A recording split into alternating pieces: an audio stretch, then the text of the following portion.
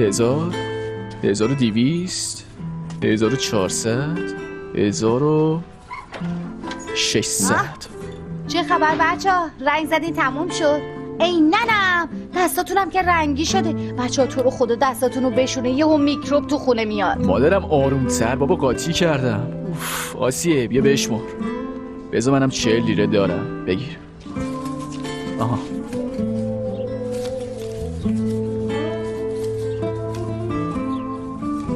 دخترم آیبی که رنگ به رو نداری، چی شده؟ تو مدرسه خیلی خستت کردن، گفتن کل مدرسه رو رنگ کنی. نه فقط تریا.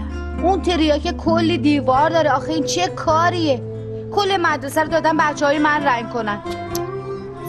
زشته.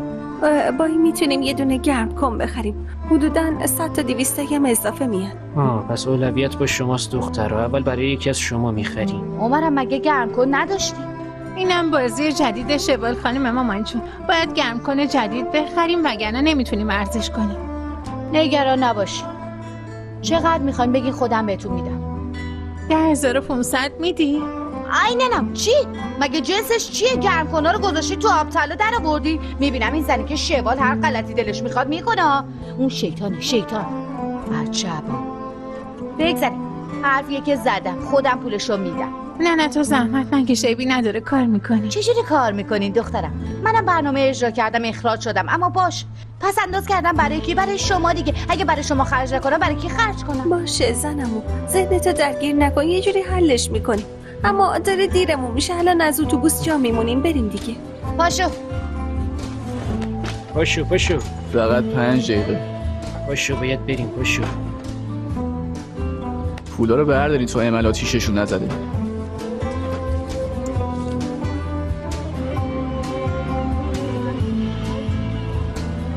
دیوونه شدم، به خدا دیگه دیوونه شدم. بازم اومد این مدرسه. وقتی صاحب اینجا بودم انقدر نمی اومدم، حتی تو دوران تحصیلی من انقدر نمی رفتم مدرسه. بابا منم دقیقا میخواستم همینو بپرسم. باز تو این مدرسه چی کار داری؟ بارچه کارای ثبت نام این رفیق تمومی نداره، یکی از برگه‌ها ناقصه، اومدم امضاش کنم. آقای مدیر اومدم، غایب نزنین. 763 آکه فتوکپی. عمر ببینم شما چی کار کردین؟ چیه باز چی کار کردیم؟ کی چی کار کرده؟ چه خبره؟ اما کف انگار که صداتو نشنید. شما برین سر کلاس. چی کار کردیم استاد؟ من بهتون اعتماد کردم، اون کار رو بهتون دادم. اینجوری چطور میتونم در مقابل شوال خانم ازتون دفاع بکنم عمر؟ آخه این چه کاریه؟ اصلا ازتون توقع نداشتم. استاد از رنگی که زدیم خوشتون نیامد؟ من که نمیفهمم. استاد براک، شوال خانم باز چرا قاطی کرده؟ ها؟ همین جوریش هم که قاطیه، اما تا کجا پیش رفته؟ بگو ببینم سر چی با این بچه ها بحث میکنه؟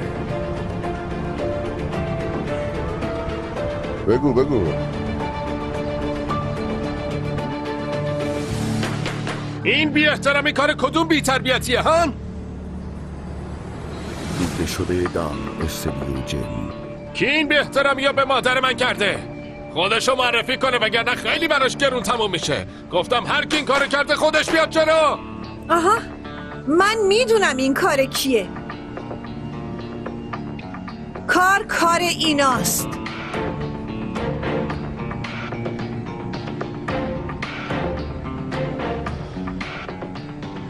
اما تاوان سنگینی بابت این کارتون پس میدین.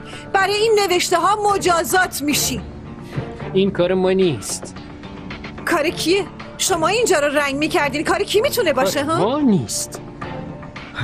داری فارسی میگی؟ بی تربیت ها. استاد بوراک چی شد؟ مگه همش دم از قانون و مقررات نمیزدی؟ توهینی که به من شده به کنار. اینا به اموال مدرسه صدمه زدن ها. دوباره تکرار میکنم این کار ما نیست.